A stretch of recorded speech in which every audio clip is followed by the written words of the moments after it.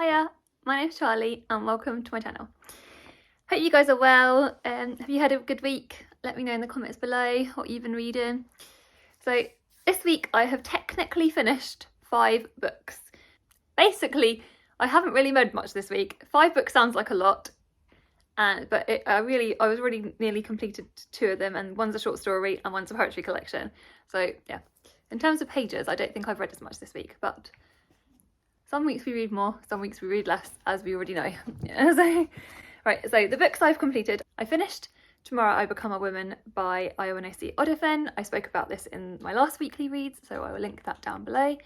I've also finished The 7 Moons of Maali Almeida, which was a reread for me, and I listened to this on audiobook because the audiobook has recently come out, and I borrowed it from my library. This was one I've spoken about lots as well. It's a 5-star read and a reread. I love this book, and the only one thing to be noted with the audiobook is that the chapters are exceptionally long. I'm talking like an hour long. So if you're not familiar with the story, I don't necessarily think the audiobook's a great introduction to the book. So I wouldn't head to the audiobook as my first point of call for this. Obviously, do what you want to do. That's just my personal advice, or go into it knowing that the audiobook chapters are very long. So okay, you'd need to dedicate some time to it. Another book I listened to was another script book, and this was one I'd seen on Jem from Gemma Books' channel. It's The Hen Who Dreamed She Could Fly. This is a really big, apparently it's like a 2 million copy bestseller. And it's based on a Korean fable. So we followed the lead character of a little chicken called Sprout, and all she wants to do is lay her eggs and raise a little baby, but she lives in a farm and the farmer keeps taking all her eggs, so she can never do that. So she dreams one day of escaping, and she sort of, don't want to use the pun, she hatches a plan.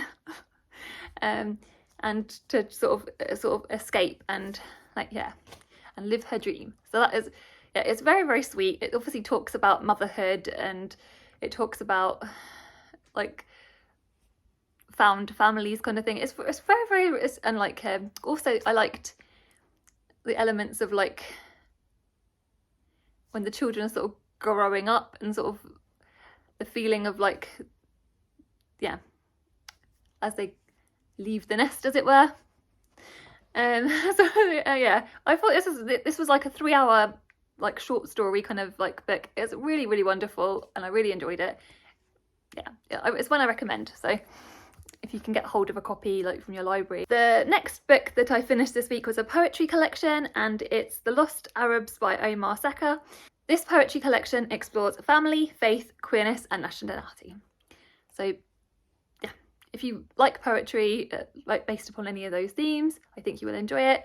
It is very, very hard hitting. It does come with trigger warnings, and it felt like there's quite a lot of, quite a lot of violence within these pages. But yeah, it's really, really interesting, really well done. It was a good poetry collection. Then I finished, really the main book that I finished this week was Sunny by Sukh Ojla. This was my main book for the whole week, really. I haven't really read anything else but this, really, whole week.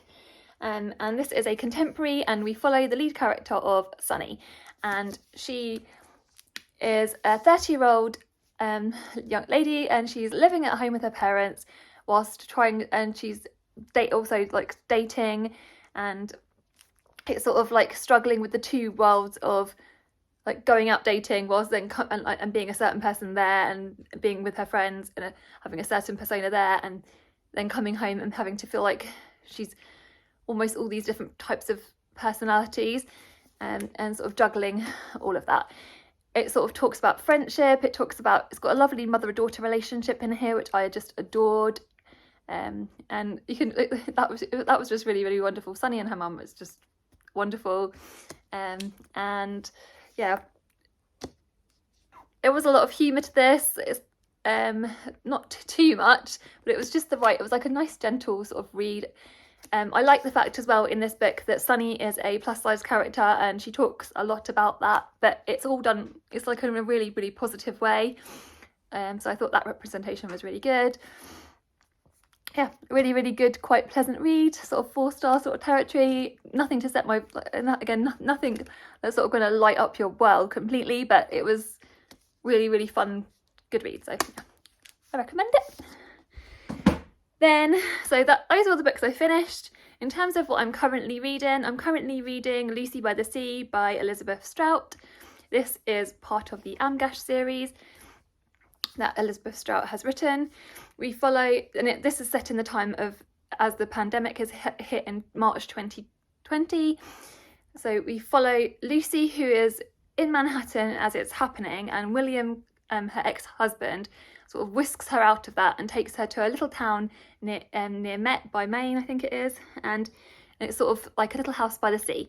And so it sort of just basically covers, obviously I'm only early doors into it, but it's sort of covering as the pandemic is hitting, like I said, and the effects of that on her and all of the people that she knows, like what's going on with her daughters, obviously family, people that she knows, that she loves, people that she's caring about, that she might lose.